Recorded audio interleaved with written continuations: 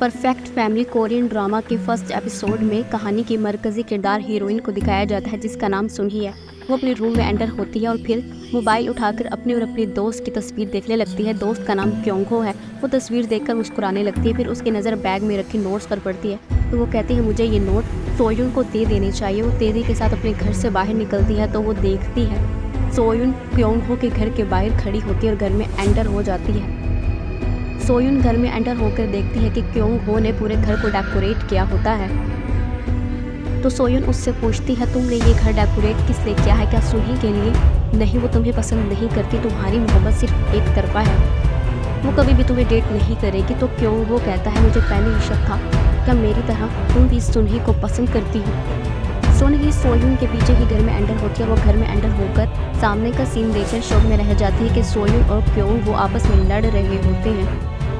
और सोयुन का सर एक तरफ से चला होता है और वहाँ पर बाल नहीं होते जो देखने में काफ़ी ज़्यादा खौफनाक लगती है। सोयुन बुरी तरीके से रोने लगती है और सुनही को बोलने लगती है तुमने मेरी ज़िंदगी बर्बाद कर दी, आज मैं इन हालात में हूँ तो सिर्फ और सिर्फ तुम्हारी वजह से हूँ। सोयुन अपने हाथ में चाकू उठा लेती है और बोलती है मैं तुम्हें छोड़ूंगी नहीं। वो छुरी लेकर तेजी के साथ सुनहू की तरफ जाती है तो क्योंगहो बीच में आ जाता है और छुरी क्योंगहो की पीठ में लग जाती है।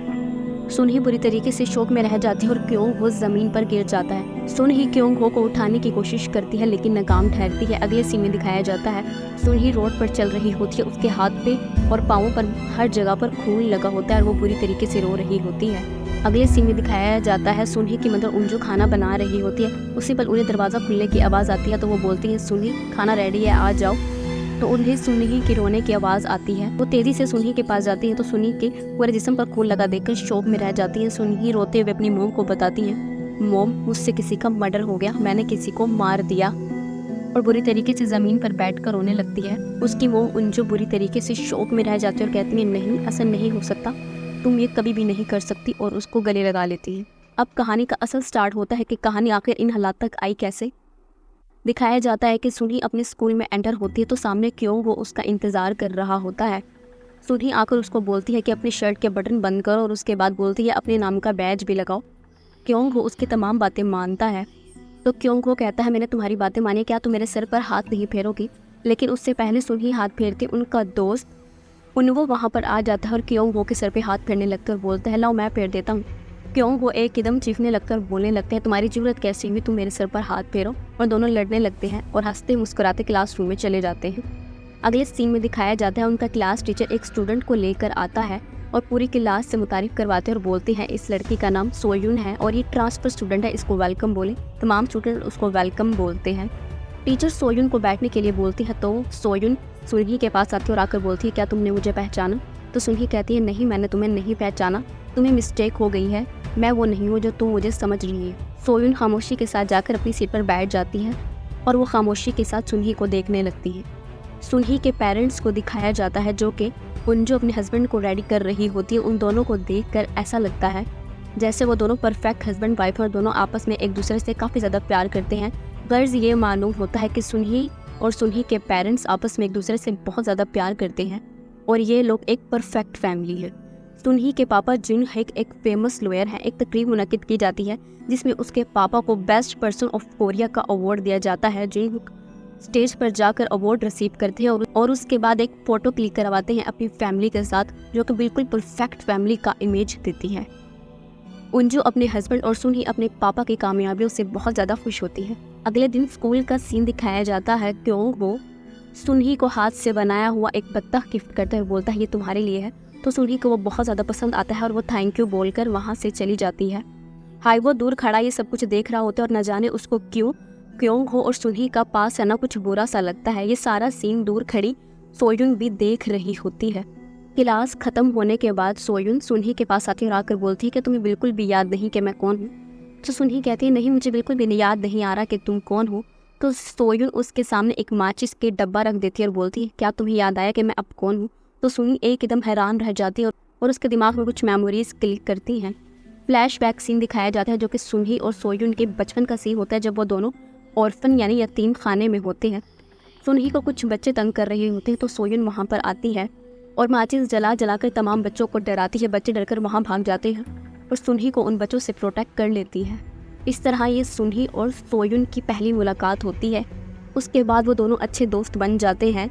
सोयुन सुनही के बाल बनाती है और बाल बनाने के बाद उससे पूछती है, सुनही तुम्हारे मोम डैड है? तो सुनही बोलती है, मोम नहीं है, वो फौत हो गई है, डैड है लेकिन कहाँ है मुझे नहीं पता। और तुम्हारे मोम डैड? तो सोयुन बोलती है, मेरे मोम डैड दोनों ही नहीं हैं।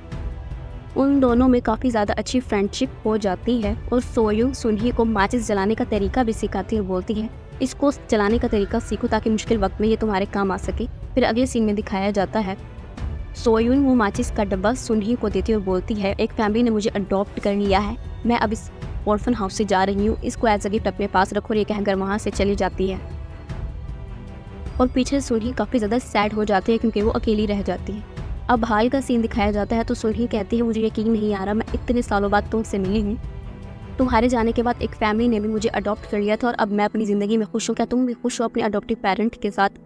तो सोयुन बोलती है, मेरी अडॉप्शन कैंसिल हो गई थी, मेरे साथ एक वाक़या पेश आ गया था जिसकी वजह से मेरे अडॉप्टिव पेरेंट्स ने मुझे लेने से इनकार कर दिया था। सुनही को सुनकर अफसोस होता है तो सोयुन मज़ीद बताती है कि वो अब एक घर में अपनी एक दोस्त के साथ रहती है। उसके बाद सुनही बोलती है, चलो दोस्ती कर लेते हैं। सोयुन क्योंग हो का दिया हुआ गिफ्ट उठाकर बोलती है, चलो इससे शुरुआत करते हैं, ये तुम मुझे एज अ फ्रेंडशिप गिफ्ट दे दो। क्योंग हो और हाइवो को दिखाया जाता है जो कि बातें कर रहे होते हैं। हाइवो क्योंग हो से पूछता है, तुम सुनही को बता क्यों नहीं देते कि तुम उससे प्यार करते हो? तो क्योंग हो बोलता है, मैं उसको बता दूं लेकिन वो इस स्कूल की सबसे ब्राइट स्टूडेंट और इंटेलिजेंट स्टूडेंट है, उसके पास टाइम ही नहीं है रिलेशनशिप के लिए, उसको सिर्फ और सिर्फ पढ़ना है, मैं क्या कर सकता हूँ। हाइवो उसकी बात सुनकर कुछ सुकून महसूस करता है। अगले सीन में दिखाया जाता है सोयुन जिस रेस्टोरेंट में काम करने के लिए जाती है, वहाँ जाकर उसको पता चलता है कि रेस्टोरेंट ओनर ने रेस्टोरेंट बंद कर दिया है और बिना उनको उनकी सैलरी दिए कहीं और शिफ्ट हो गया है। सोयुन काफ़ी ज़्यादा परेशान हो जाती है कि आखिर वो अब अपने अखराजात को कैसे मैनेज करेगी। अगले दिन स्कूल में सोयुन सुनही के पास जाती है और जाकर उसको बोलती है, क्या मुझे कुछ पैसे उधारे मिल सकते हैं? सुनही सुन नहीं पाती क्योंकि उसके कानों में एयरबड्स होते हैं। वो एयरबड्स उतार कर पूछते हैं, तुम क्या कह रही थी? तो सोयुन को बहुत ज़्यादा गुस्सा आता है। वो बोलती है, क्या तुम मेरा मजाक उड़ा रही हो? मुझे पैसे चाहिए, क्या मिल सकते हैं? सुनही पहले तो घबरा जाती है और फिर बोलती है, आज मैं कैश नहीं लाई, मैं तुम्हें कल दे दूँगी।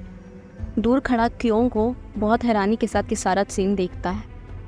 अगले दिन क्योंग हो कुछ पैसे ले जाकर सोयुन के सामने बेंच पर रख देता है और बोलता है, आइंदा के बाद अगर तुमने सुनही के साथ बदतमीजी किया, उसको डराने की कोशिश की, तो मुझसे ज़्यादा बुरा कोई भी नहीं होगा। सोयुन एक एकदम शॉक में रह जाती है और फिर बोलती है, क्या तुम्हें ये पैसे देने के लिए सुनही ने कहा है? तो क्योंग हो कहता है, ये तुम्हारा मसला ही नहीं है, और ये कहकर वहाँ से जाने लगता है। तो सोयुन को बहुत ज़्यादा गुस्सा आता है और वो गुस्से में उठकर क्योंग हो को बुरी तरीके से मारने लगती है और पैसे उठाकर उसके मुंह पर दे मारती है और गुस्से में सुनही के पास जाती है और जाकर कहती है, मैंने तुमसे मदद मांगी थी लेकिन मैं फ़कीर नहीं हूँ जो तुमने सबको इस बारे में बता दिया है। और ये कहकर गुस्से में वहाँ से चली जाती है। छुट्टी के बाद सोयुन देखती है कि सुनही को लेने के लिए उसकी मदर आई है और गाड़ी में उनके साथ क्योंग हो भी बैठ कर वहाँ से चला जाता है। देखकर ऐसे मालूम होता है जैसे सोयुन को सुनही से जेलसी फील हो रही है कि वो एक परफेक्ट फैमिली लाइफ जी रही है। अगले दिन स्कूल में क्योंग हो सोयुन के पास जाता है और जाकर बोलता है, आई एम सॉरी, मुझे माफ़ कर दो, मुझे कल ऐसे बिहेव नहीं करना चाहिए था, तुम्हारी भी तो कोई सेल्फ रिस्पेक्ट है।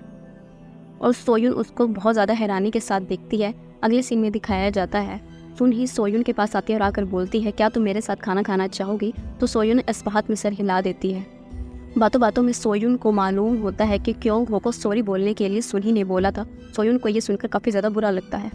हाइन गार्डन में बैठकर फुटबॉल मैच देख रहा होता है तो सोयुन उसके पास आती है और आकर बोलती है, हे तुम, मैंने देखा है कि तुम्हें सुनही से बहुत ज़्यादा प्यार है, क्या ऐसा ही है? तो हाइन वो फ़ौरन उस बात से मुकर जाते हैं, बोलने लगते, तुम क्या बोल रही हो, पागल हो, वो सिर्फ मेरी दोस्त है।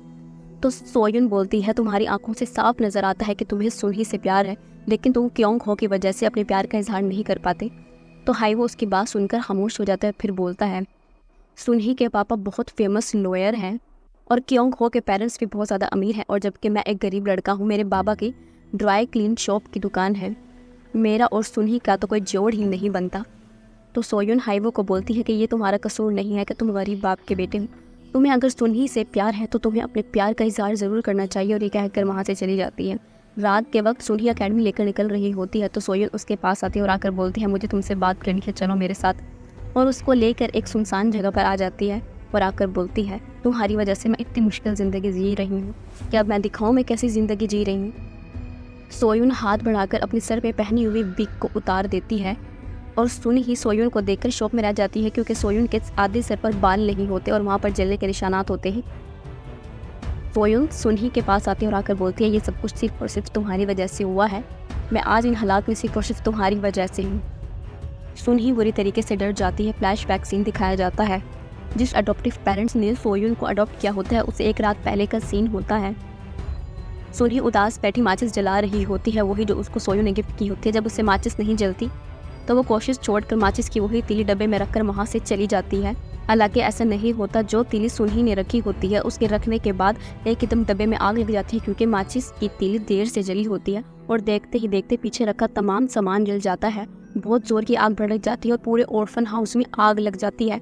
तमाम बच्चों को बाहर निकाल लिया जाता है। सोयुन जो कि अलग रूम में सो रही होती है ऑर्फन हाउस में फंस जाती है और उसका सर बुरी तरीके से जल जाता है, जिसकी वजह से उसके अडॉप्टिव पेरेंट ने उसको अडॉप्ट करने से इनकार कर दिया होता है। और कुछ ही दिनों के बाद जुनहोक और इंजू आकर सुनही को अडॉप्ट कर लेते हैं और वहाँ से लेकर चले जाते हैं।